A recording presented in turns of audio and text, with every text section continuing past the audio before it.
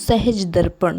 प्रत्येक परिस्थिति में गुरु को प्रसन्न रखो। पूज्यचार्य जी महाराज के अनुसार मैं आपको कुछ बताना चाहता हूँ जो बाबूजी ने मुझे कहा था जब वे जीवन के अंत में बहुत बीमार थे। हम उस समय स्विट्जरलैंड में थे। 3 दिन तक डॉक्टरों ने कहा बचने की कोई आशा नहीं है। उन्होंने मुझसे कहा आप इन्हें जीवित भारत ले जा पाएंगे, इसकी कोई आशा नहीं। परंतु मैंने आशा का दामन नहीं छोड़ा, क्योंकि मैंने अनेक बार बाबूजी को कुछ क्षणों में एक सिरे से दूसरे सिरे पर घूमते देखा था। परंतु इस अवसर पर वे स्वयं से इतने दुखी थे। मैंने कहा बाबूजी, आप स्वयं से इतने दुखी क्यों हैं? इस संसार में आपके समान कोई नहीं है और आप स्वयं कहते हैं कि आपके गुरुदेव आपसे बहुत खुश हैं। तो फिर अचानक यह निराशा व दुख क्यों? क्योंकि वे जाने के लिए दृढ़ निश्चय थे। उन्होंने कहा मैं जानता हूँ। मैंने उनसे कहा हम कुछ दिनों में ही भारत जाने वाले हैं। उन्होंने कहा नहीं, मैं वहाँ जाना चाहता हूँ, ऊपर।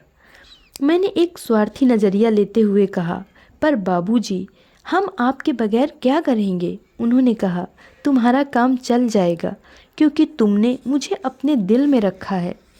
परंतु बाकी के अभ्यासी भाई, उन्हें मेरा कोई विचार नहीं। वे केवल मेरे पास लेने आते हैं। मैं उन्हें पूरा संसार देने को तैयार हूँ, अगर वे सही रूप से ध्यान कर पाएं। मैं एक सिटिंग में काम कर सकता हूँ, परंतु वे मेरे पास केवल अपना दुख, बीमारी और मेरे प्रति अपना गुस्सा लेकर आते हैं। उन्होंने इन्हीं शब्दों का प्रयोग किया। वे मुझसे गुस्सा हैं क्योंकि मैं उनकी समस्या नहीं सुलझाता। मैं तुम्हें बता रहा हूँ पार्थ सारथी, मुझे प्रत्येक चीज़ के लिए लाला जी की अनुमति की आवश्यकता है। यह कर सकने की क्षमता या अक्षमता का प्रश्न नहीं है। अगर लाला जी अनुमति दें तो मैं सब कुछ कर सकता हूँ, दुनिया को लट्टू की भांति घुमाना भी। परंतु बिना उनकी अनुमति के मैं एक गिलास पानी भी नहीं पी सकता।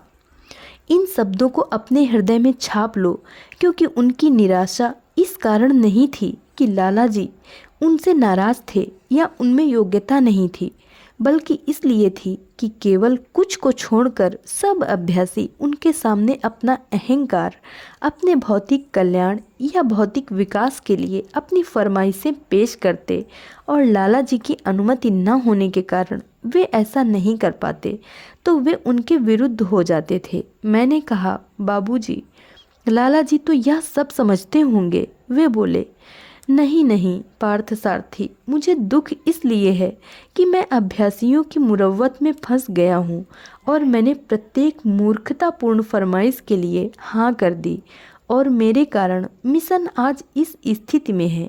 जब मैं ब्राइटल वर्ल्ड में जाऊँगा तो गुरु को क्या मुँह दिखाऊँगा? तो आप देख सकते हैं कि यह उनके लिए अत्यधिक निराशा का क्षण था कि मैं गुरु से कैसे आंख मिलाऊंगा, क्योंकि अनुशासित होने की जगह उन्होंने उन सब प्रार्थनाओं को जो अनाध्यात्मिक प्रकृति की थीं उनके लिए हाँ कहा, जबकि उनको इस प्रकार की सब मांगों को मना करना चाहिए था, नकारना चाहिए था।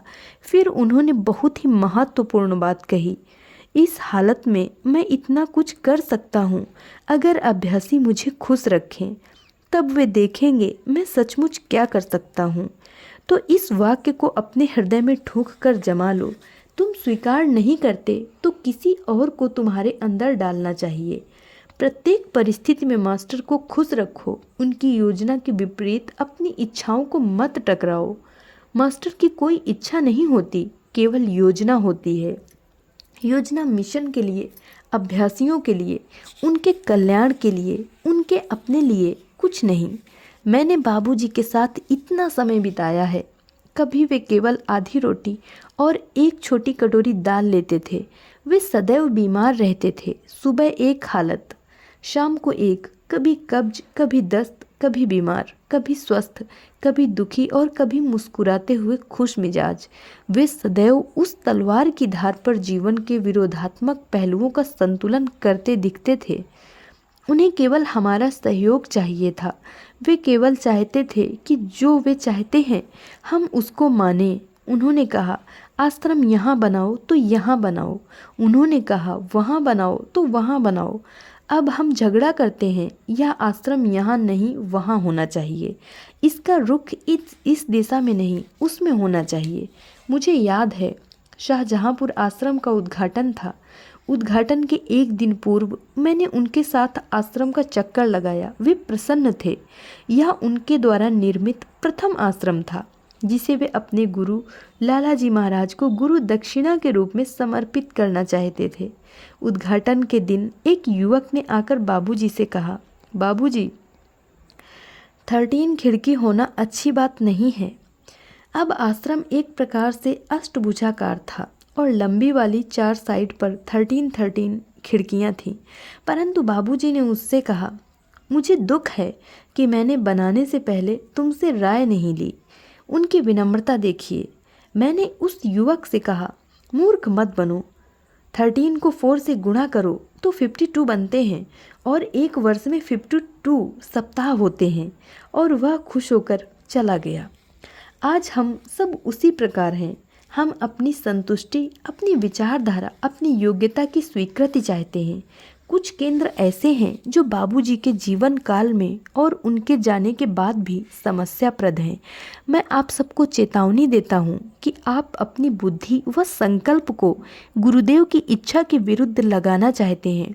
हो सकता है कि आप यहाँ की लड़ाई जीत जाएं, परंतु वह आपकी आध्यात्मिकता में एक कदम भी आगे नहीं ले जाएगी, क्योंकि गुरुदेव के एक जख्मी व दुखी दिल से आपको आंसुओं के अतिरिक्त और क्या मिलेगा। वह आपका भला करने के लिए संघर्ष करेंगे, परंतु आपकी अविश्वास की प्रवृत्ति, स्वयं के प्रति महत्व व अहंकार की भावना की आप उनका काम रोक सकते हैं। आपको इस धरती पर अनेक जन्मों के लिए गर्त में डाल सकता है। और याद रखिए कि बाबूजी ने क्या कहा था, ऐसा समय पृथ्वी पर शायद हजारों वर्षों में पुनः नहीं आएगा।